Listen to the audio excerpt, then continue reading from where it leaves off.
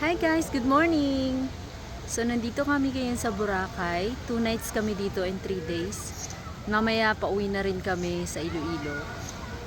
So you know what guys, 2 years ago, nung umuwi kami ng Pinas ng husband ko, um, sinurprise niya ako na meron pala kaming Boracay trip. Nakapagpabook na siya, and then nung papunta na kami noon, hindi siya natuloy kasi talagang sobrang lakas ng ulan. Tinry naming ituloy, nagbiyahe pa kami papunta ng Capiz, kaso sinarado yung tulay kasi nga talagang bagyo talaga at baha. Kaya na-disappoint din naman kami noon na bakit kaya hindi pa natuloy, kasi sayang naman, first time ko pa naman makapag-Boracay noon.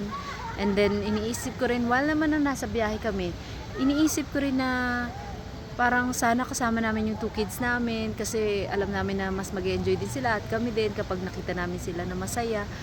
Kaya parang may panghihinayang din na hindi namin sila nasama. Pero sinabi rin namin na one day pagbalik ulit namin, sasama na talaga namin sila. And then timing naman, talagang hindi kami natuloy.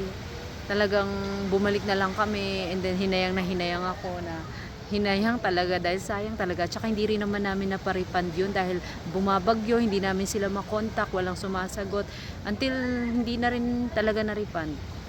So anyway, ito naman pag-uwi namin ngayon, finally talaga parang na-appreciate ko talaga si God kasi inalaw niya na mangyari to. Tapos kasama pa namin yung mga anak namin, 'di ba? Kompletong pamilya pa kami na nakapag-Boracay trip. Talagang mas magiging memorable para sa amin to. Na-appreciate ko talaga si Lord na finally tinupad niya rin yung request ko. At kakatuwa lang na iba talaga pagkasama mo yung pamilya mo. So far na-enjoy namin yung island hopping yesterday and then the other day. Tas ang ganda talaga ng weather kahapon tsaka nung isang araw. Nakakatuwa talaga. Tas ngayon medyo cloudy lang, and then timing rin naman kasi pauwi na rin naman kami maya-maya. So yun lang po guys. Ingat lagi. God bless. Bye!